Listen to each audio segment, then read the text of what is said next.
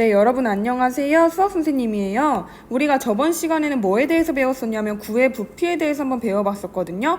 이번 시간에는 이어서 구의 건널비에 대해서 이걸 어떻게 구할 수 있는지에 대해서 한번 배워보도록 합시다.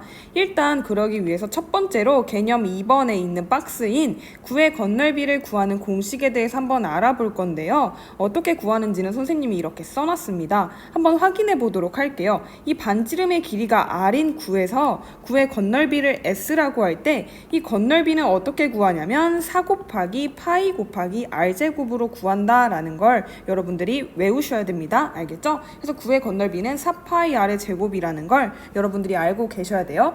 즉 이렇게 어떠한 구가 이렇게 나와 있어요. 그림을 거지같이 그렸지만 여러분들은 이해하겠죠? 그 여기에서 반지름의 길이가 R이라고 할 때 이 구의 건널비는 어떻게 구한다? 그죠? 이 구의 건널비는 4 곱하기 파이 곱하기 R제곱으로 구한다라는 걸 여러분들이 아셔야 됩니다. 알겠죠? 그래서 우리가 방금 구의 건널비를 구하는 공식인 S는 4파이 R제곱이라는 걸 방금 배웠으니까 여러분들은 이거를 외워놓도록 하시고요. 이 공식이 문제에서 어떻게 쓰이는지 문제 1번과 문제 2번을 한번 풀어보고 나서 수업 영상을 마무리하도록 하겠습니다. 자, 그러면 문제 1번과 문제 2번을 방금 공식을 배웠으니까 여러분들이 영상을 멈춰놓고 한번 풀어보도록 하세요.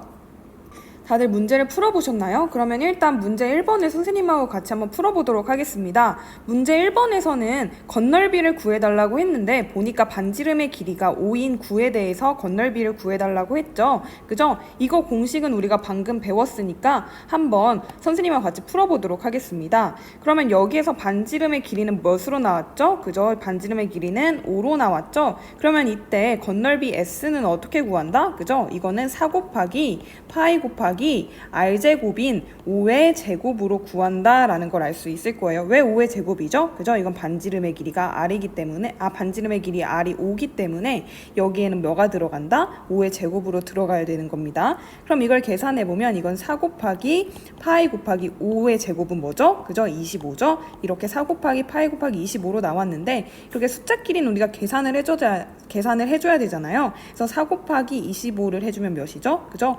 100 곱하기 파이가 돼서 이 구의 건널비는 100파이가 된다라는 걸 여러분들이 알 수 있을 거예요. 알겠죠? 이렇게 문제 1번을 풀어봤고 그럼 문제 2번도 선생님하고 같이 한번 풀어보도록 할게요.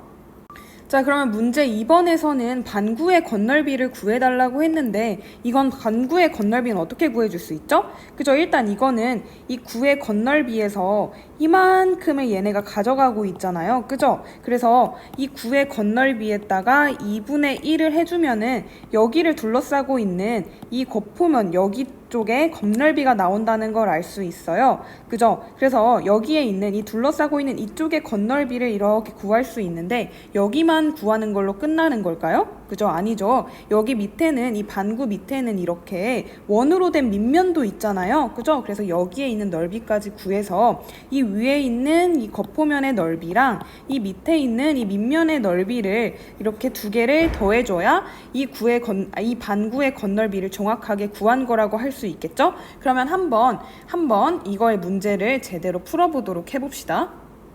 자, 그러면 일단 밑면의 넓이는 이렇게 원이잖아요. 원의 넓이는 어떻게 구한다고 했죠? 파이 R 제곱으로 구한다고 했죠. 근데 여기서 반지름의 길이가 몇이니까 7이기 때문에 이건 어떻게 되는 거죠? 파이 곱하기 7의 제곱으로 들어가는 거겠죠? 이렇게 계산을 하면은 우리가 밑면의 넓이를 바로 구할 수 있습니다. 일단 선생님이 펜을 써서 한번 구해보도록 할게요. 그럼 이 밑면의 넓이는 어떻게 구할 수 있다? 원의 넓이는 파이 R의 제곱이기 때문에 파이 곱하기 7의 제곱으로 우리가 구할 수 있고 이걸 계산하면 뭐죠? 이거는 파이 곱하기 그죠? 7, 7에 49가 되죠? 그래서 이걸 간단하게 쓰면은 49파이가 된다라는 거 여러분들이 알 수 있습니다. 이렇게 일단 밑면을 구해봤고요. 그러면 그 다음으로는 이 구를 둘러싸고 있는 이 반구를 둘러싸고 있는 이쪽 이 겉표면의 넓이를 한번 구해보도록 할게요. 자, 그럼 거푸면의 넓이를 구해주기 위해서는 우리가 어떻게 해야 되죠? 그죠? 이 거푸면에 있는 걸 구해주기 위해서는 우리가 알고 있는 공식은 9의 건널비밖에 없으니까 일단 9의 건널비, 이 그림에 있는 이 9의 건널비를 구해준 다음에 어떻게 하죠? 그죠? 여기에서 우리는 절반만을 갖고 있으니까 이 9의 건널비를 구해준 다음에 2분의 1을 곱해주면 되는 겁니다.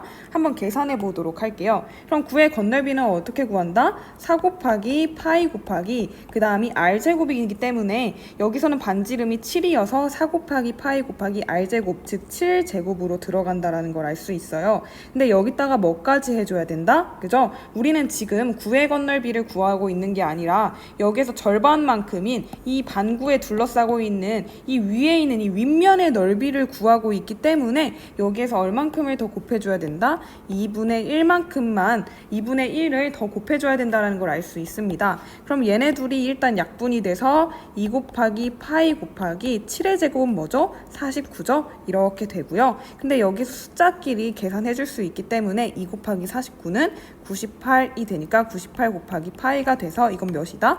98 파이가 된다라는 걸 할 수 있습니다.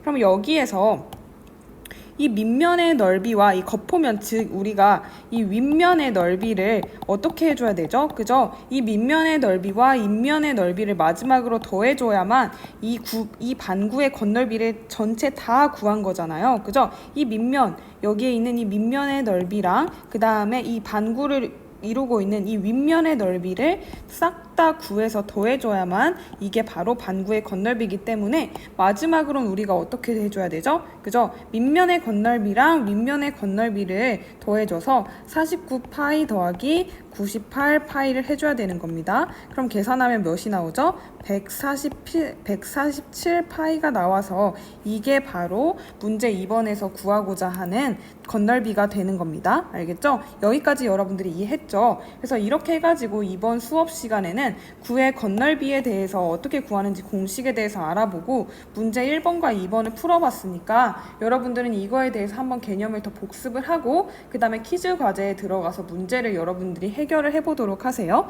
그러면 이번 수업은 여기에서 마치도록 할게요. 여러분 안녕.